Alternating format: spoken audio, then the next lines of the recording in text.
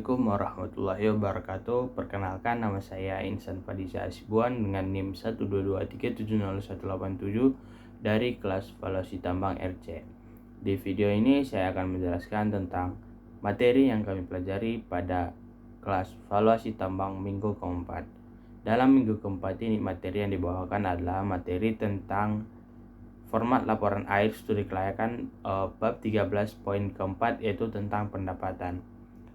Pengertiannya sendiri, pendapatan itu menjelaskan rincian proyeksi pendapatan dari kegiatan penambang. Adapun rumus sederhana dari pendapatan ataupun revenue sendiri adalah harga produk dikali jumlah produk yang terjual. Pada minggu ini kita juga mempelajari tentang proyeksi perhitungan pendapatan selama masa penambangan, yaitu ada beberapa faktor yang mempengaruhinya, yaitu tentang produksi, yaitu kita harus menghitung produksi yang dapat dihasilkan oleh perusahaan dalam kurun beberapa waktu, seperti dalam 5 tahun. Adapun faktor selanjutnya yaitu harga jual, yaitu perusahaan harus menentukan harga jual yang digunakan untuk menjual produksinya. Harga jual ini bisa menggunakan harga jual acuan, karena dalam beberapa periode harga jual ini dapat berubah-ubah. Selanjutnya yaitu gross revenue, dan yang selanjutnya yaitu royalti. Royalti ini bisa digunakan sebesar 6%, dan yang terakhir itu net revenue ataupun pendapatan bersih. Selanjutnya yaitu ada depresiasi, ada amortisasi, ada depresi, dan biaya produksi. Dalam perhitungan biaya produksi ini, semua biaya-biaya yang dikeluarkan selama penambangan harus dihitung, karena biaya produksi ini merupakan salah satu faktor yang mempengaruhi perhitungan untuk pendapatan.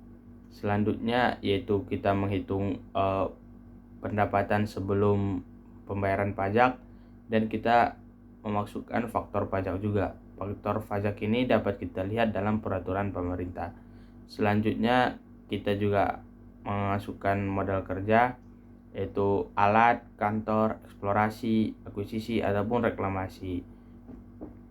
Sehingga dari beberapa faktor tersebut kita dapat melihat aliran kas kita dan menentukan pendapatan yang akan didapatkan perusahaan dalam beberapa tahun ke depan. Dalam minggu ini kita juga mempelajari materi yaitu tentang bab 13 poin kelima, yaitu laporan keuangan. Laporan keuangan ini meliputi laba rugi, arus kas, dan neraca. Laporan keuangan memberikan gambaran yang jelas mengenai aspek finansial dari suatu perusahaan. Dengan adanya laporan keuangan ini, kita dapat menganalisis profitabilitas proyek.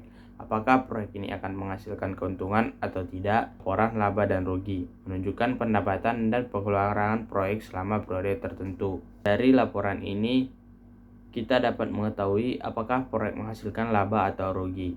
Laporan arus kas yaitu menunjukkan aliran masuk dan keluarnya uang dalam perusahaan pertambangan. Laporan ini penting untuk menganalisis kemampuan perusahaan dalam menghasilkan kas. Dan selanjutnya itu tentang neraca, yaitu menunjukkan posisi keuangan proyek pada suatu titik ataupun waktu tertentu. Neraca ini menunjukkan aset, kewajiban, dan modal proyek.